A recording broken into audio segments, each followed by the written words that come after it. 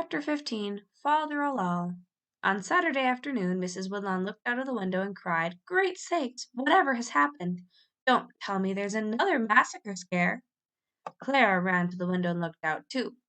A whole procession of children was straggling up the road and into the farmyard. Clara began to laugh. "Oh, Mother," she said, "it's only the scalp belt. Caddie and Tom are exhibiting it this afternoon." Indeed, Tom and Caddie were busy at that very moment taking admissions at the barn door. Inside the barn, Warren and Hetty were seating the guests on barrels and boxes or old wagon seats and trying to maintain order. Little Minnie stood at one side with her finger in her mouth, too overwhelmed to speak. It was an important occasion. Fastened up against the harness rack was a box with a calico curtain strung across it. Here was the show, and all eyes fixed themselves upon it. A sign in straggling letters on a piece of board assured the audience that these were the favorite scalps of Bloody Tomahawk.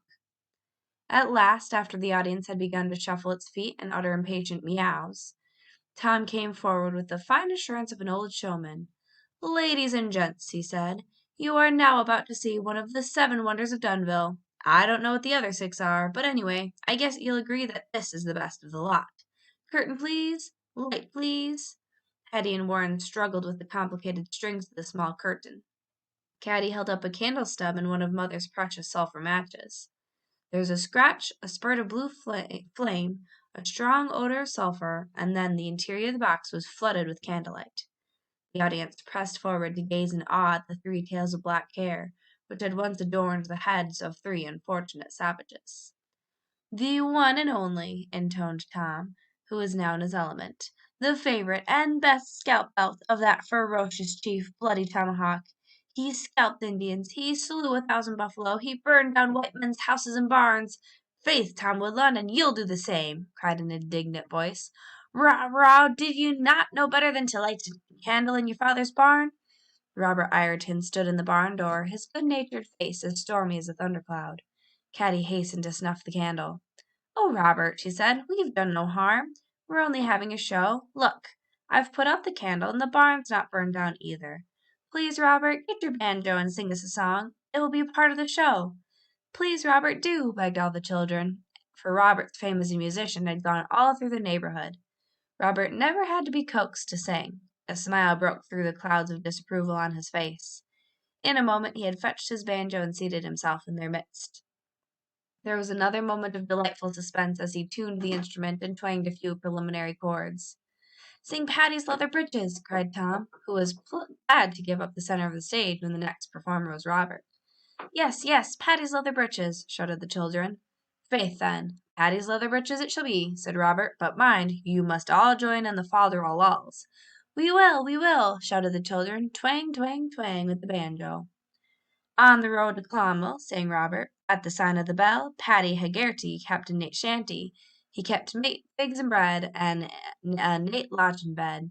Well liked for the country he lived in. Sing fol-de-rol-lol, sing fol-de-rol-lol, sing fol-de-rol-lol-de-rol-ito."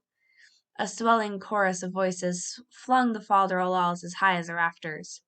One night, the snow falling down, he could not get to town, and Paddy was ate up completely. Here something always seemed to be left out or added on to spoil the meter, but Robert twanged on as gaily as ever, fitting his music to the words as he knew them, with never a care for rhyme or reason. At night as he lay dreaming of fairies and witches, he heard an uproar outside of his door, and he jumped up to stir on his breeches. "Sing fol-de-rol-lol," shouted the children.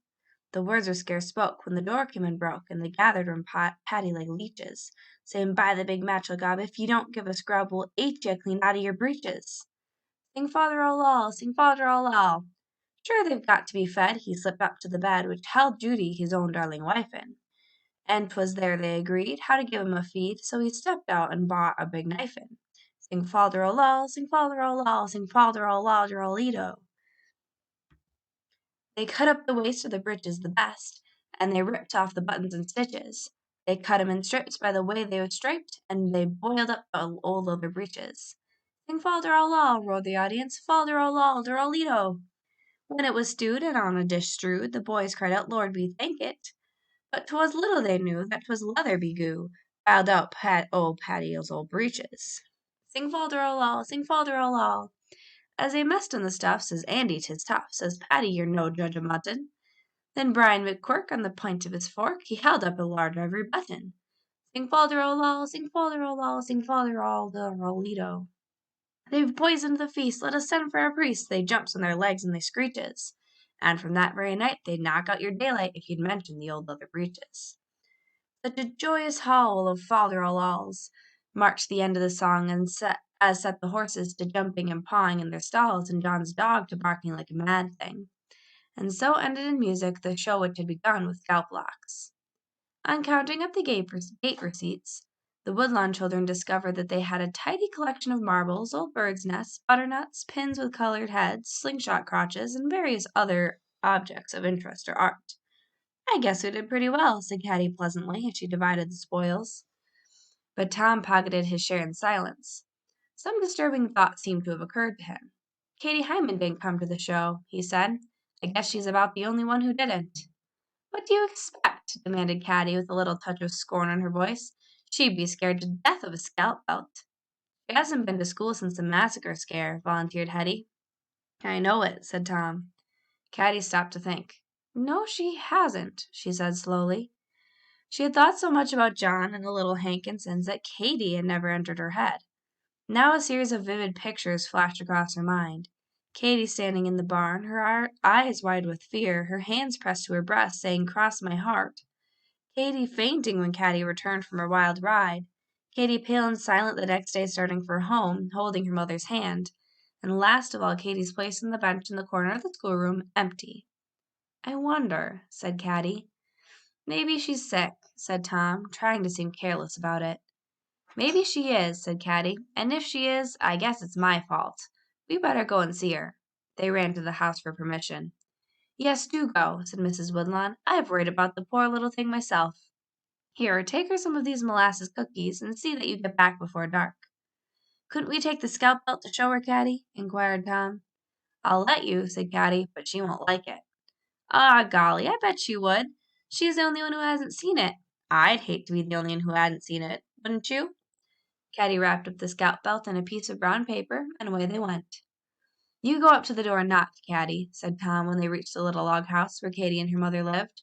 I just came along to keep you company, you know. Caddie went up and knocked, and Mrs. Hyman let them in. Yes, Katie's been very poorly ever since the scare, said her mother, but do come in. I think the sight of you will do her good. Katie sat up in bed, a little knitted shawl about her shoulders, and pillows piled behind her. Her face was so pale, her eyes so blue, her hair so golden, like a little girl in a dream or fairy tale. On the rough wall beside her was pinned the finest valentine from Dunville's store. Tom looked at it and suddenly lost his voice. I'm sorry you've been poorly, said Caddie, coming to the bed. Katie reached out her little thin hand and caught Caddie's sturdy one. Oh, Caddie, she said, I want to feel if you are real. You looked so real. I'm glad you came. I've had such nightmares since the scare. And then people are always hunting for you. And I'm the only one who knows that you are away being scalped by the Indians. And I can't tell because I've crossed my heart. Oh, you can't know how awful it is. Caddie sat down on the edge of the bed, awkwardly holding the little hand in hers. I shouldn't have made you cross your heart, she said. It was real unkind of me, Katie, but I didn't mean it that way. You see, just then, I was more scared of the white folks than the Indians. Katie, honestly, you mustn't be afraid of the Indians. Most of them are just as good and friendly as can be. Let me tell you about John and what he gave me to keep for him before he went away. Tom drew up a chair, and together they told her about John's departure on the Scalp Belt show, and how Mrs. Hankinson had gone away, and what Caddie had done with her silver dollar. Encouraged by the little shadowy smiles about her lips, they piled on all the lively details they could remember or invent, and, before they were through, Katie was laughing, and there was a little pinkness in each pale cheek. Oh, I should have liked to see them with their bright red handkerchiefs, she said. I almost wish I could have seen the Scalp Belt show. Well, said Tom, it's here. And he tapped the brown paper parcel which lay on his knee. Here? Echoed Katie, looking a little startled. Yes, said Tom. Caddie thought you'd be afraid to look at it, but I knew you wouldn't want to be the only one who hadn't seen it. She doesn't want to see it, Tom. It's only a bunch of old Indian scalps, said Caddie, fearing that all their cheerful talk would have been wasted if Katie were obliged to see the gruesome object. But Katie sat up straighter in her pillows. There was a kind of resolute bravery about her that no one had ever noticed there before. I do want to see it, very much. Tom unwrapped the brown paper and held up the belt. Isn't that a beauty? He demanded. Katy gasped. Yes, she said. Yes, it is a beauty. She even touched one of the tails of hair, and when she had, she looked quite proud and pleased. Do wrap it up now, Tom, said Caddy. And here are some cookies Mother sent, which you'll find much nicer than scalps. I hope you'll be well soon, and now we must go. Thank you for coming, said Katy. I think I will be well soon, and indeed she did look better already. As they rose to go, Tom's eyes rested again on the rose red valentine. Katy looked at it too. Then their eyes met in some embarrassment. Tom, said Katy, I guessed who sent it. Tom laughed. You did? That was pretty smart of you, Katy. All the way home, Tom whistled and sang, Fal-de-ral-lal, fal-de-ral-lal, fal-de-ral-lal, Toledo.